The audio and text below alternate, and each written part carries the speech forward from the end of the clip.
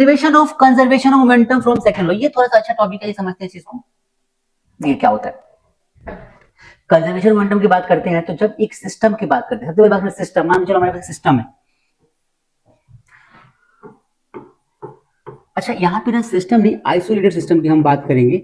जब भी हम बात करते हैं आइसोलेटेड सिस्टम,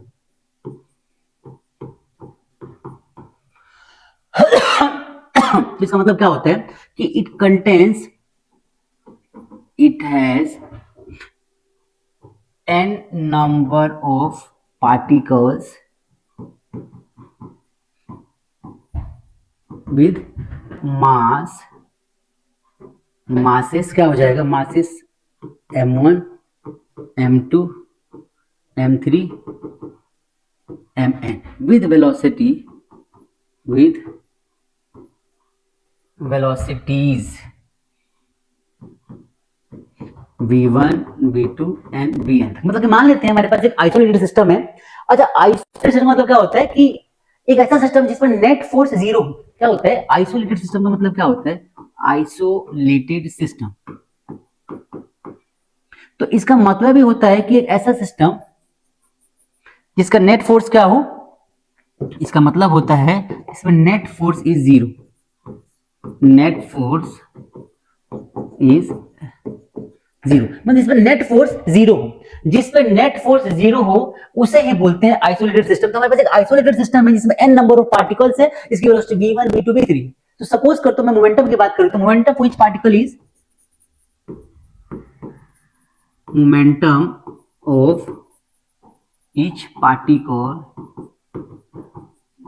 इज क्या हो जाएगा भाई, तो लिख सकते हैं p1 plus p2 plus p3 plus p4 plus pn तक। ठीक है भाई, पढ़ सकते हैं, ठीक है, अच्छी बात है। चलो ध्यान से देखो। अच्छा, हमें पता है एज वी नो क्या पता है कि dp अपॉन में dt is equal to external force. ठीक है भाई, क्या पढ़ा है dp upon dt external force. और हमें क्या पता है नेट फोर्स मतलब क्या होगा कि एक्सटर्नल फोर्स जो होगा वो जीरो के बराबर होगा। ये तो पढ़ा हमने, एक्सटर्नल फोर्स क्या होगा, जीरो के बराबर हो जाएगा। जब एक्सटर्नल फोर्स जीरो के बराबर हो जाएगा तो हम यहाँ पे लिख सकते हैं क्या लिख सकते हैं यहाँ पे ध्यान से देखो कि भाई dp अपॉन में dt is equal to zero. तो dp is equal to zero मतलब d is equal to zero. d मतलब क्या होता है, d मतलब change is equal to zero. d का मतलब क्या हो गया, इसका मतलब होगा change is zero.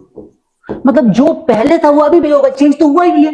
No change मतलब कि नो जीरो, नो चेंज मतलब कि जो मोमेंटम पहले रहा होगा वही मोमेंटम अभी भी रहेगा। इसका मतलब लिख सकते हैं क्या कि p1 plus p2 plus p3 plus pn is equal to constant. ठीक है, ये मतलब होता है हमारा law of conservation of momentum का। ठीक है भाई, इसको ध्यान से समझो, बहुत इंपॉर्टेंट टॉपिक, एग्जाम में कई बार आने वाला टॉपिक है, कई बार एग्जाम में आया है। मतलब क्या होता है कि नेट जो हमारा मोमेंटम होता है किसी बॉडी का, सिस्टम का, वो हमेशा क्या होता है कांस्टेंट रहता है, कभी चेंज नहीं होता, कभी नहीं बदलता। ठीक है, मतलब कि उसकी वैल्यू कांस्टेंट रहती है हमेशा। हाँ, इंटरचेंज हो सकते हैं बट कांस्टेंट वैल्यू रहती है हमेशा मोमेंटम। ये चीज आपको ध्यान रखना है। ठीक है।